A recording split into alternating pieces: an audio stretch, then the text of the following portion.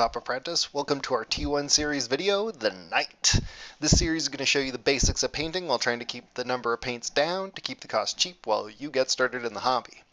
I picked Knights for our first painting tutorial together because typically they are going to be some of the easier models to paint, and the lesson you learned in this video are going to be more universal than with other heroes. You should be able to watch this video, pick up a different Knight, and paint him. Although, if this is your first time picking up a brush, I would recommend that you follow along with this tutorial video and the mini I've chosen just so that you can get a good feel for painting in general. And of course, some of you won't have a huge affinity to painting a knight, but that's okay. The entire T1 series exists just for you. We're going to be doing a large variety of role-playing and wargaming minis in the coming weeks. So let's just take a quick review of the paints we're going to be using for this mini before we get started. You are definitely going to need Bugman's Glow, Kislev Flesh, Mornfang Brown, Cantor Blue, Averland Sunset, Xandri Dust, and Nuln Oil. And then optionally, you can also pick up Warplock Bronze, Steel Legion Drab, Retributor Armor, Techless Blue, and Reichland Flesh Shade. At the bare minimum, to get a good looking model, you're looking at roughly about $40 in paints, which may sound like a lot of money to some of you, but these paints are going to last you a long time of painting, and the quality is worth the price. If you're looking to replicate exactly what I did in this video, you're looking at a total of $30 extra in costs. And of course, you don't have to get all of the optional paints here. If you just want to pick up one or two of them because you like the look of particular parts in the model, that is absolutely fine. You can slowly build up your paint collection out over time. I sure as heck did. Alright, so let's get started. I picked this guy, Baran Blacktree, because he's a fantastic knight model, and there are a lot of things about him that are going to make the first paint job easier on you. But everything that I'm going to teach you is very broad, and you should be able to use this on any knight model that you go and pick yourself up. So you can see that he's got some really nice trim work on the cloth, and he's got great, excellent ridge lines across his armor and stuff like that. That makes the painting a lot easier to do color changes when there's already defined lines to help you guide the brush. And then we go over to the shield where, again, it's already got these defined lines, so we're going to get a really cool looking shield without having to, paint perfectly straight lines and cross-section this shield ourselves. So let's get started with the first paint on our list, and that would be Bugman's Glow here. So that is the base layer for your flesh tones. I always like starting with flesh tones, because flesh tones tend to be one of the messier things that you can do, so I'm just going to quickly show you how I lay down that first layer. And you can see that you really don't have to be super precise on this. You can be messy. That's the point on why we're doing the flesh tones first, because we're going to clean everything up later. So I admittedly forgot about putting down that second layer for the flesh tones, but we'll move on to that later. So we're going to cover your base coat, the thing that you're going to color most of your model, and you can see that it was Leadbelcher right there, which is a nice darker silver that Games Workshop produces. And once again, we're in the early stages of the model, so you really don't have to worry about being super careful and keeping everything in the lines. We're going to be putting other colors on top of it, and that's where you're going to actually get everything precise and put it down. This allows you to really get this first base part of the model done a lot more quickly. So let's zoom on over to when it's completed. So now you can see that we have it completely finished. There are a lot of parts on the metal that I didn't actually paint in Leadbelcher. Now you can if you don't want to go out and get yourself more paints, but I used a different kind of metal to help really break up the model and not make it look just like a massive metal suit of armor. So now we're moving on to the Mornfang Brown, which you're going to be using for most of the leather across this model. And we're just going to do the boots quickly. Once again, there's nothing super close to the boots, so you can be a little bit messy and just get it rolling.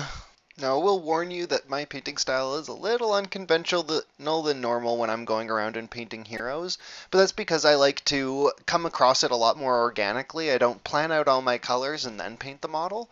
I start painting the model, I have an idea on what colors that I want to use, and then I work from the bottom to the top of the model slowly, filling in colors as I decide upon them, so that you can really get this more organic looking model that you actually pick the colors as you lay them down. Now that we're done with the boots, we're going to start working on a lot of the other big colors across the model and stuff like that. This is really going to help it pull together really quickly and start looking like an actual model that you're painting. So the first thing up on our list is going to be Cantor Blue, which is another one of the big primary colors that we're going to be using a lot on the model. So let's just speed things up a little bit here. You can take a look around. I'm going to be doing the 2 bits of cloth on his front in separate colors to help get that nice non-symmetrical look to him. So we're just going to get this blue down quickly. That way we can move on to our other primary color, yellow, which we're using Everland Sunset for. Now, my paint pot of Everland Sunset is really old. I think I've had it for 3 or 4 years, and I've used it for a lot of things, so the paint is a lot thinner than what you'll usually get out of your bottle. So I had to lay down 3 or 4 coats just to get it a nice solid yellow, but you should only have to lay down 1 or maybe 2 coats if you want a really powerful, solid yellow color to it. Now my tip if you're painting a night model that isn't this one is that always look for non-symmetrical places that you can put your paints on your model. Symmetry looks good, but asymmetry, especially at least just a little bit of it, is really going to help pull a lot of models together really easily and make it look good even in your early stages of painting.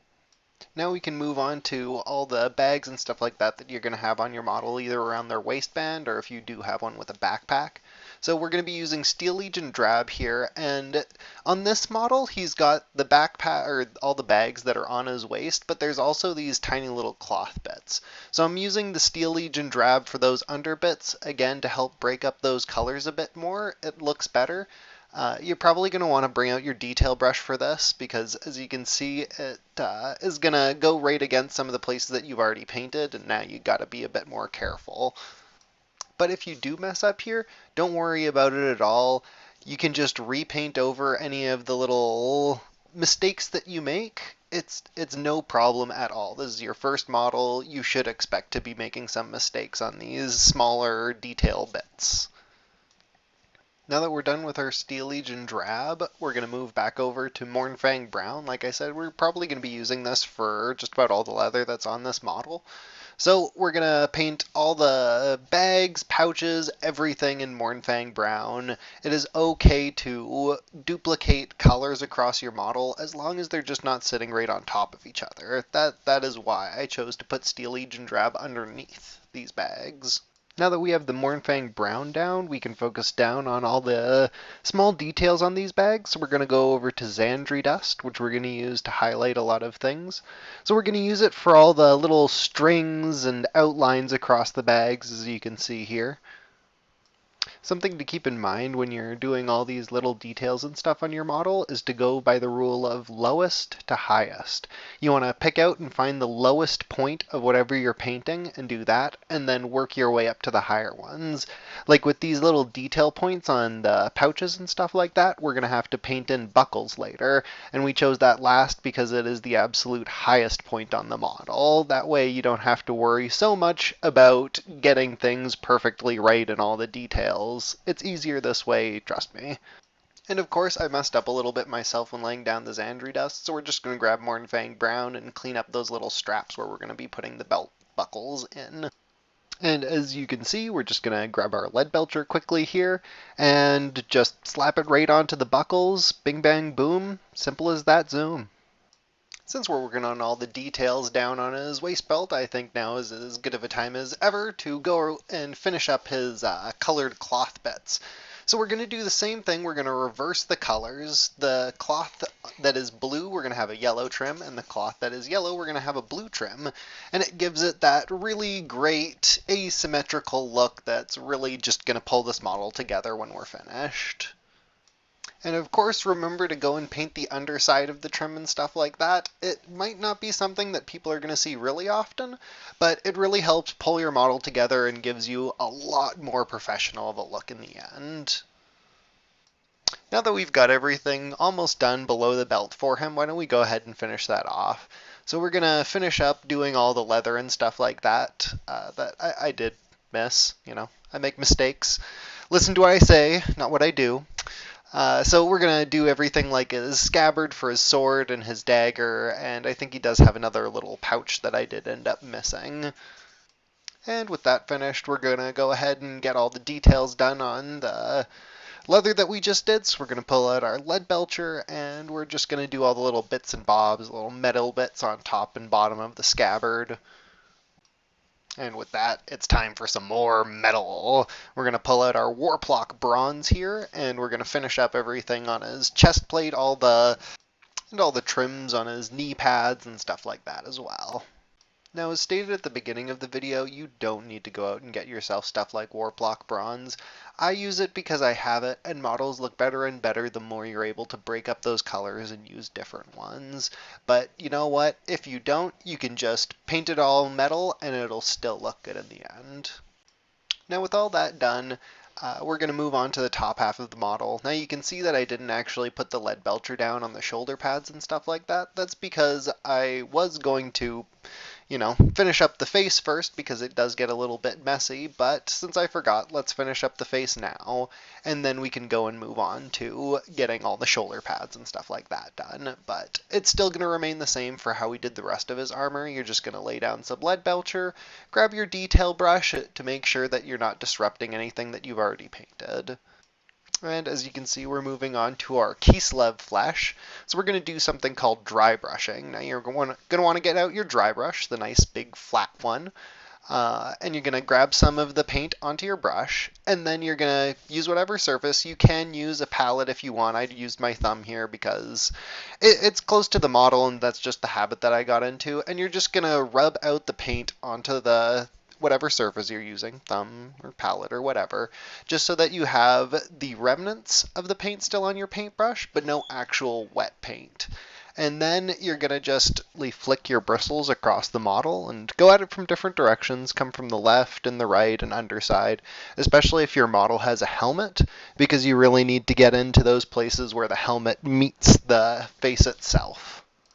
And just a quick painting lesson here, I'll go and cover a whole video on dry brushing eventually, but the purpose of dry brushing is that you always have your darker color laid down first, and then you dry brush a lighter color on top of it. And the dry brushing just picks up everything that isn't a crevice, and you lay down that lighter color and it gives you a depth of field. And with our flesh tones done, we're just going to move on to finishing up our shoulder pads. So we're going to grab our lead belcher quickly, and then just grab your detail brush and make sure that you just nicely apply that lead belcher to the shoulder pads and the chest piece that's close to the head so that you don't damage the flesh tones that we just finished creating. With that done, and since we already have our lead belcher out, let's go ahead and finish up any last bits we might need to use that for. So I'm just going to quickly do the actual blade of the sword itself while I've got the lead belcher out, and then we'll move on to painting the entire sword so that we can paint the glove that's holding the handle, which continues following with my rule of highest to lowest. So I decided to use Cantor Blue on the handle since it's one of the more prominent colors on the model. And again, you don't have to be super detailed about this one. There isn't anything right around the handle that you've painted already, so we could go ahead and be messy with that and make sure that you just get all the crooks and crevices where the handle is.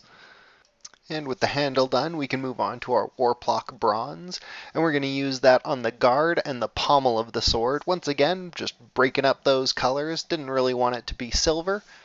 And that's the main game of painting miniatures, really. Especially in your early years of painting, you just need to look at to where you can break up the colors on your model. And as slowly you start to build a larger and larger collection, it's going to become easier and easier to be able to break up your colors. With the sword finally done, we can finally move on to the glove that's actually holding it. Now, we waited so long to do this one in particular because of that rule, lowest to highest. It would have been really hard to paint stuff like the hilt of the sword if we had already painted the glove. So we're just going to grab our Mornfang Brown and we're going to lay it on there. You're probably going to want to use your detail brush for this just so that you don't damage any of the work that you've already done on the sword. With our model starting to near completion here, I went around and did a quick spot check of all the things that I missed, and there were a couple things. So there's the strap across his main body there, which we're just going to be painting quickly in Mornfang Brown. And there's another strap across his armor, but it's got a little bit more of a braid look to it, so I went and grabbed my Retributor Gold. Now, of course, you don't have to get this. Blue or yellow will suffice just fine and will provide a very nice contrast against the metal plate of your knight. Then we're just going to quickly grab our lead belcher and do the buckle on the strap that we did in Mournfang Brown. And as one of our last little details that we're going to do is we're going to paint the actual sole to the boots that he's wearing. Now you definitely don't have to do this for your first model. If you'd like to challenge yourself, go ahead and give it a try. So I grabbed my Xandri dust here and we're going to use a detail brush. Now the one tip that I can offer you is we are going to be painting your base later, so it doesn't matter if you get that one messy, so you can use that to rest your brush up against to give you a bit more flat of a surface to make this part easier on you. And now finally we are in the home stretch, people. We're going to go ahead and do the cape next, and that's going to almost finish up this model. So we're going to be using Cantor Blue for the first layer of it, and for such a large area that's going to be just a single color, go ahead and use all the brushes at your disposal. Your dry brush is nice and big and you can lay down a whole bunch of it, just don't get it too close to any of your already painted stuff on the model.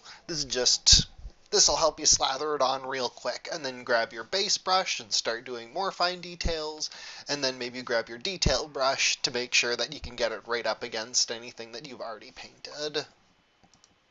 And just as a side note here, I didn't paint the interior side of the cape right away because I decided to do it in a different color, and that is a little bit more difficult, and again, you don't have to do it on your first model, but if you feel like challenging yourself, just follow along later in the video. Otherwise, just paint it blue with the rest of your cape. So now that the base coat's down, we're going to move on to some more dry brushing. Now, one of the big reasons that I did choose Baran Blacktree is that he's got nice, big, flowing curves to his cape, and this is going to be really easy for you as a beginner. So I'm going to use Techless Blue, and you might think, oh man, that's way too bright of a color for this model. Well, just wait and see. So we're going to make sure that this is extremely dry when we go to apply it. We don't want this color showing up super heavy at all. So just make sure that you really give it a go on your palette or your thumb or whatever you're using to help dry brush, and then very, very lightly flick it across the top bits of your cape. But beyond that, I do not have any magic formula to tell you what is the best amount of Techless Blue to dry brush and apply to your model. That is all up to personal preference, you know? Lay down some dry brushing, take a look at it, and decide if you want more. And with the back of our cape now done, we're going to go ahead and move on to the helmet. Now, I waited till the end to do the helmet for two reasons. First one was I knew we were going to be dry brushing the cape, and you want some space to be able to be a little bit messy at times when you're going and doing dry brushing. And the second reason is I like to grab my models from the base and the top of the head, just so that you can get it a really stable, balanced grip on it, and you can twist and turn it in any direction you want. And the just constant strain of having that sit there, especially when you're just first laying down the paints, is going to cause the paint to lift up because of the magically awesome oils in your fingers that seem to destroy everything. And just for reference, I did use Lead Belcher for most of the helmet, and then I grabbed our Warplock Bronze to do the face guard of it. Now, for those of you ready for a little bit of a challenge to painting, we're going to grab our Everland Sunset, and we're going to be doing the interior of the cape in a different color. Once again, one of the reasons why I went out and got Baran Blacktree for this video is that it has a really nice solid differentiation as to where each edge of the cape is front to back. So one helpful tip for while you're doing this: get some paint loaded at the tip of your brush, and then when you go to lay your brush down on the interior of the cape, make sure that the first thing to touch isn't the part of your brush that has paint on it. This is going to make it just a little bit easier for you to drag the brush back and then run it along the edge and get a really nice smooth line to differentiate front and back. And after many layers and corrections, the cape is finally done, and we can move on to the shield. Now, I'm just going to go over the shield really quickly because it's really not that complex. The total list of everything we're going to use on it is Cantor Blue, Everland Sunset, Lead Belcher, Warplock Bronze, and then Mournfang Brown. And as you can see, we're just going to quickly use our blue and yellow on the cross section of the shield here, which is really easy because it's already got those nice divided lines. Now I did make a couple mistakes, and I expect you will too, and that's fine. Just go back over with whatever you messed up on and clean it up. Then we're going to take our lead belcher and quickly lay that down around the rim of the shield. We're not going to be painting the back in lead belcher, or at least I won't be, but you can definitely just paint it in lead belcher. It's not something that people are going to see very often. And with that done, I'm just going to use Warplock Bronze on the back of my shield. And once again, I'm just trying to use this to break up the color on the model. Then we're going to quickly move back to lead belcher, and we're just going to paint all the armor plating for his arm quickly. And then quickly on to Mournfang Brown, where we're going to use that to just quickly paint up the glove. And of course, the rule of lowest to highest, there is a reason why I did them in this order, and it should be to make it the easiest possible on you. And lastly, we are going on over back to our lead belcher, and we're just going to paint the strap and the handle that is holding the shield to his arm.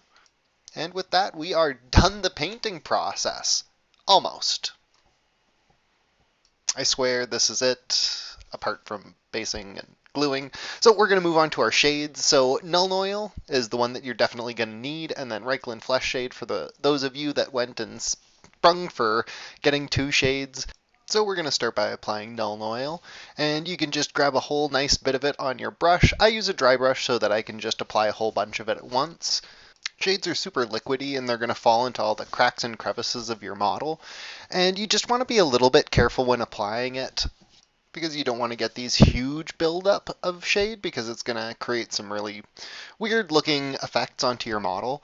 But the nice thing is that shades take a little while to dry, so once you've actually applied it to your model and you've got your brush dried again, you can use it to reabsorb any of the areas that you've laid on the shade a little bit too thick.